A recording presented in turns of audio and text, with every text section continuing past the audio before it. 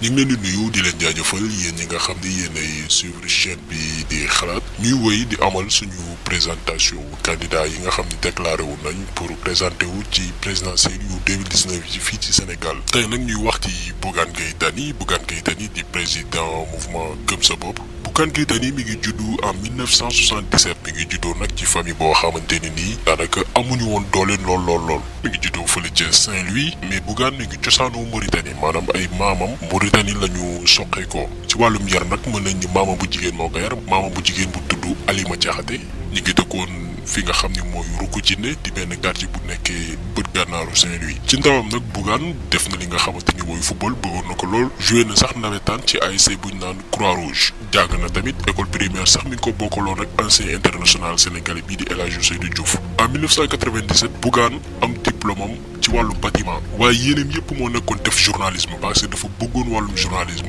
après mu dugg ci métier boobu noonu ci ay débutam nag def na rajo bi nga xam ni mooy Teranga FM mooy rajo bi Golbert Diagne yor ki ko fa yóbbu woon di Ben Makhtar Diop moo ko fa yóbbu woon te jamono yooyu noonu Bougane li mu amoon ci salaire sax matul 50 000 maanaam débutam yombul woon. ñu teg ci quelque temps nag Bougane décidé dem fi nga xam ne mooy États-Unis pour yokk xam-xamam rawatina journalisme rajo mais ci séjouram États-Unis jàngee na benn école bu ñuy tuddee American Communication Center moom moo doon fay ay jàngam parce que da doon def ay liggéey yu ndaw li mu doon am ci liggéey boobu la doon fayee jàngam ba période 2000 mu arrêté li nga xam ne mooy études yi parce que mënul woon continuer di fay parce que lam doon fay dafa cher ci noonu Bougane def na foofu aux États-Unis rajo bi naan African Time ak beneen rajo bi naan WIP benn rajo bu nekk New York. après loolu lépp Bougane décidé ñibbi si Sénégal parce que jàpp na ni effort yi mu def foofu ak li mu daj foofu yëpp bu ko defee fii ci Sénégal mën na fi tekki am li nga xamante ni bëgg na ko bi mu ñibbisee Sénégal nag jaar na ci groupe de presse bu mel ni Walfadjri Sud Communication ak Futur Média mais ci période 2003 la commencé monter li nga xamante ni nii mooy yëfi boppam maanaam démarrer business am créer première entreprise am tuddee ko d'accord di signifier Dakar Consulting and Research benn agence la boo xamante ni day yëngu ci wàllu marketing ak communication avant mu koy créé nag amoon na ndigalu ak ñaanu ki nga xam ni mooy dem si yàlla na yàlla yokk leeram Serigne Mbacké Soxna Lo Serigne bi ñaanal ko dimbali ko tamit ci wàllu koom agence boobu noonu mu créé woon muy d'accord may ko mu gagné marché yu bëri mais tamit am ci xaalis boo xamante ni moo ko may ibbi Zik FM en 2008 àndoon ceeg Madiambal Diagne parce que bi muy créé Zik FM Bougane def ci amoon 50% Madiambal Diagne am ci 50% quelque temps après Bougane lancé Sen TV ak journal bii di Tribune léegi nag mu nekk benn groupe de presse bu mag ñëpp xam ko muy D-Média groupe de presse bi di dem di def ay performance imposé wu fii ci Sénégal Bougane créé waat beneen entreprise boo xam ne day yëngu ci wàllum transfert d'argent maanaam envoyé xaalis muy Joni Joni mi ngi ko créé en 2013 Joni Joni moo jur mobile money bi di vite fait ak yeneen service comme carte gab yeeg yooyu tey plateforme de transfert d'argent yooyu ñu ngi koy utiliser ci espace UEMOA dëkk yu bëri ci Afrique di ko utiliser en 2015 Bougane lancé wu ci li nga xamante ni mooy grande distribution ànd ceeg entreprise bii di Tradex Africa doon collaborer ak ñoom ak entreprise yooyu yëpp Bougane yor nag li ñuy tuddee holding maanaam benn kër gu ëmb ay entreprise yu bëri mu tuddee ko Bouygues Corporation entreprise bi am lu toll ci 700 emplois maanaam juróom-ñaar téeméeri emplois yoo xam ni ay emploi direct la ak 15 000 emplois indirect maanaam fukk ak juróomi junni liggéey yoo xamante ne nii entreprise mi créé nañ ko loolu lépp ci budget bu 400 milliards maanaam ñeenti téeméeri milliards.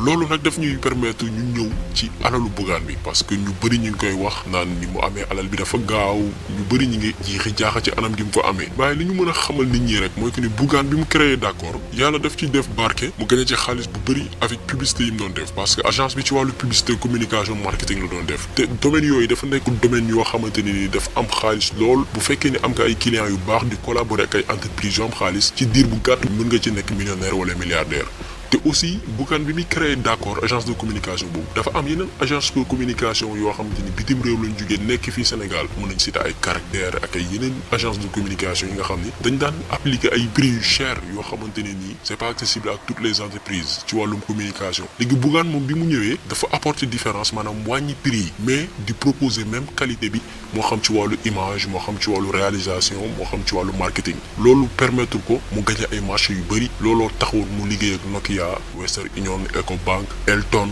Sea Plaza Colgate Palmolive ak ay entreprise yu bëri jamono jooju sax décroché nag contrat ak compagnie aérienne bi di Emirates moo gagné woon seen contrat de communication fii ci Sénégal Gambie Mali ak Guinée jamono yooyu mi ngi amoon fanweeri at ak ñeent 34 ans marché boobu tamit permettre woon ko mu gagné ay centaine de millions ay téeméeri millions yu bëri mu gagné ko à travers contrat boobu mu signé woon ak compagnie boobu noonu di Emirates agence am moo doon def publicité entreprise yooyu di defar seen affiche yeeg seen affaire yu image looloo tax mu gagné xaalis bu bëri am na tamit élection campagne de communication yu candidat yu bëri moom moo ko géré woon seen affiche de communication yeeg ci mbedd yeeg yi yëpp moom moo ko géré woon loolu aussi apporté ko xaalis donc xaalis boobu noonu mu dajale ci marché yi mu gagné woon ak contrat yi looloo ko tax mu investir ci yeneen secteur parce que Bougane li mu daan def mooy bu gagné xaalis day jël xaalis bi investir ko ci yeneen entreprise looloo tax tey mu nekk milliardaire donc du ay luxus du trafic du jaay dorog juste que stratégie la boo xamante ni ànd na ci ay borom xam-xam mu réussir loolu sax dinañu tax ñu dem ci li nga xam ne mooy qualité nit ki en tant que tel lu ñu mën a wax rek mooy nit ku gëm boppam la bu ñu sukkandikoo ci jaar-jaar bi nga xamante ni am na ko comme d'ailleurs mouvement bi ni mu tudd muy gëm sa bopp bi muy door amul dara mais xeex na ba doon li mu doon tey sàccul xaalisu réew mi jaayul drogue du franc-maçon lépp lu mu am mun nañ ko nangul moo ko liggéeyal boppam li ci nit ñi nag war a jàngatee mooy nit ki mun nga nekk ci réew liggéey fa def fa sa xaalis tekkee fa du Bougane kese am naa yeneen exemple ku ci mel ni Serigne Boub Cheikh Amar Bokar Samba Dièye Babacar Ngom bu Sedima ay nit yu bëri yoo xamante ni nii amuñu diplôme yu kawe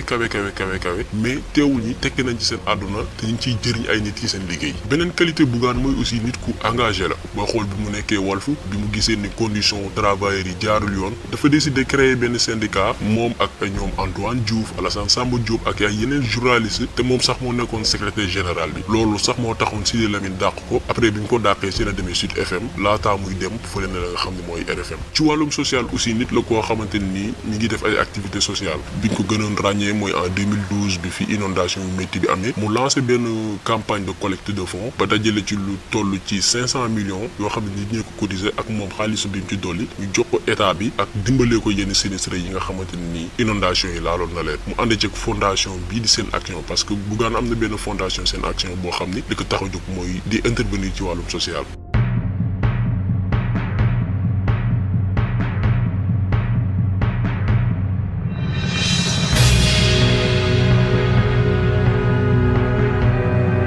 ñëw nag ci li nga xamante ni mooy critique yi ku xam Bougane xam que ni nit koo xam ni la am na caractère bu métti maanaam nit kuy gaaw a mer la et parfois même du mën a maîtriser li nga xamante ni mooy meram et yaakaar naa nit ku war a jiite réew aussi war nga mën a di am maîtrise ci sa bopp di mën a tolérer di jëlale lu ko mooy rek ci ay fayantoo ngay dëkk booy xool loolu taxoon na ci li tax ñu dàq ko RFM parce que RFM dañ ko fa dàq parce que dafa jote woon benn collègue am bu jigéen foofu noonu bu dóor ko duñu wax nag tur ki jigéen ki mu dóoroon sàng ko sutura mais loolu bokkoon na te li taxoon ñu dàq ko RFM même ci biir entreprise am day am ak jafe-jafe yeneen liggéeykatam yi problème bi ci gën a siiw mooy bi mu amoon ak animateur u rap boobu di Coco Jean ñu amoon problème ba naroon sax xeex après animateur bi ci la jëlee ay bagaasam dem yoonam bàyyi ñu ñëw nag ci gestion même entreprise yi nga xam ne moom lay gérer liñ ci mën a wax mooy Bougane nekkin bi mu nekkee ak ay employé am lu jar a seetaat la te loolu je pense que rôle état bi la ku fàttaliku at bi weesu amoon na problème ak ay journalistes lu tax parce que journalistes yooyu noonu ay jeunes journalistes la yoo xam ne dañu bëggoon créer benn syndicat ci biir entreprise bi mu nekk loo xam ne droit la entreprise bu ci nekk say employé am possibilité créer syndicat mooy lu logique Bougane bañ ne duñ ko fa créer mu jaay leen doole xas leen saaga leen dàq leen ci ñoo xamante ni ay ndaw la yoo xam ne ay famille yu bëri dañuy yaakaar si ñoom mu nekk loo xam ne newul woon cërëm ndax Bougane bu fàttaliku woon démbam du def jëf ju ni mel parce que jëf yu ni mel moo taxoon ñu dàq ko Walf dafa bëggoon créer syndicat si di la muy dàq ko donc waroon na fàttaliku ci situation bi nga xam ne dundoon na ko ba tax ñu dàq ko léegi ci la ko jeunes yooyu porté plainte biñ ko porté plainte yóbbu ko justice teg ko ay daan jeunes yooyu kenn ki mi ngi tudd Abraham Paul Pouy keneen ki mi ngi tudd Papa Amadou Sy yoon teg ko ay daan mu fay leen ku ci nekk 2 millions ak ay indemnités yoo xam ne war na leen ko fay léegi nag question bi ñuy laaj mooy est-ce que ki nga xamante ni nii day dàq ay ndaw ay liggéeykat ndax lan dañu bëgg a monter syndicat kooku tey est-ce que bu yoree réew mi dina accepter ku def manifestation wala ku taxaw kaas est-ce que sax du na ba nekk dictateur loolu ab laaj bu ñu samp la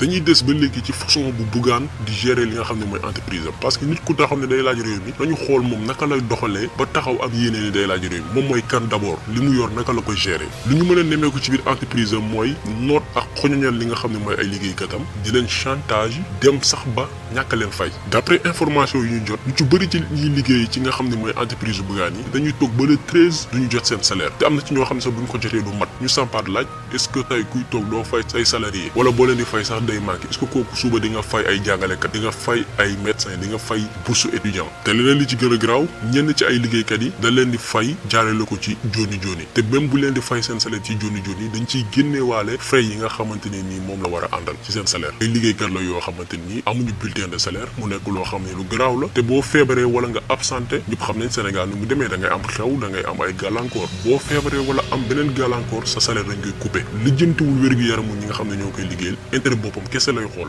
direction des ressources humaines maanaam direction bi war a caytu li nga xam ne mooy liggéeykat yi mi ngi ko dénk ñaareelu jabru rakam koo xamante ni amul benn qualification amul professionnalisme lépp lu muy def mooy wëy ci waawu Bougane lépp lu ko Bougane sant mu def ko te ci condition difficile yooyu liggéeykat yi nekkee ku ci démissionné ku ci dof-doflu ba démissionné Bougane da la yóbbu ci yoon confisquer sa salaire teg ci sa ndodd ay sommation récemment dal na Adja Biteye ak ñaari journalistes yi di Mamadou Awa Ndiaye ak Mamadou Biteye condition yi nekkee dafa métti ñu démissionné bëgg a changer média Bougane yóbbu leen ci yoon yii ñuy wax ni yëpp nag lu ñu inventé bi ñu décidé ni dañuy présenter candidat yi dañu jot ay ñaxtu jugee ci ñuy liggéeyee foofu noonu ne kii taxaw tey naan dee laaj réew mi expliquer naka la ñuy dundee ak moom ci seen biir kër yooyu noonu ay nit la yoo xam ne ci galère la ñuy dund taxaw di ko muñ parce que dëkk bi amul liggéey tey mun nañ ni Bougane ci li ko gën a yokku alal mooy exploitation maanaam jëfandikoo bu jaaru yoon bi muy def ci li nga xam ne nii mooy ñi koy liggéeyal parce que ndax lan dëkk bi amul liggéey dafa bëri chômeur ku ci ne yaa ngi xalaat boo génnee dem doo am ci loo jàpp parce que soutien de famille nga maanaam genre njaameel lay nekk mbuumu njaameel bu bees boo xamante ne ni kenn mënu ko naatable moo tax état bi di war na di vérifier ci entreprise privée yi naka la fa travailleur di nekkee parce que du entreprise bu Bougane kese bëri na ay entreprise yu exploité ay sénégalais ay ndawu sénégalais yoo xam ne sàccuñu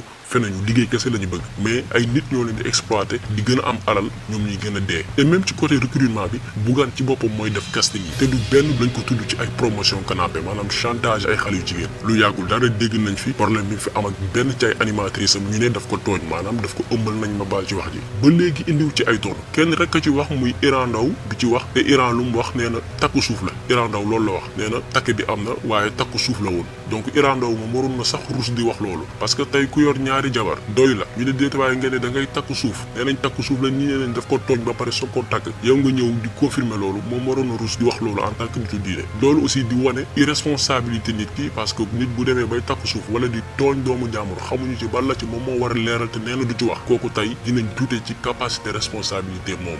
donc lii lépp moo tax ñuy laaj est-ce que nit ki pare na pour jiite Sénégal d'après lu ñu parcourir ci li nga xamante nii ci côté dundam bu weesoo parcours am ak qualité am yëpp li nga xam ne moom lay dundee ak ay liggéeykatam li nga xam ne moom lay dundee ci vie privée digganteem ak xale yu jigéen yi est-ce que kooku tey pare na pour jiite Sénégal est-ce que réellement moom bëgg na nekk sax président est-ce que présenté wul pour protéger li nga xam ne mooy ay entreprise am comme d'ailleurs Youssou Ndour ni nga ko defee parce que Youssou Ndour dugg na ci état mais ñëpp xam nañ ni li ko lal mooy protéger li nga xamante ni mooy ay intérêt donc est-ce que Bougane pare na pour nekk président du Sénégal donc tontu bi yéen lañ koy bàyyil ñu leen di jox di daje beneen yoon jërë ngeen jëf.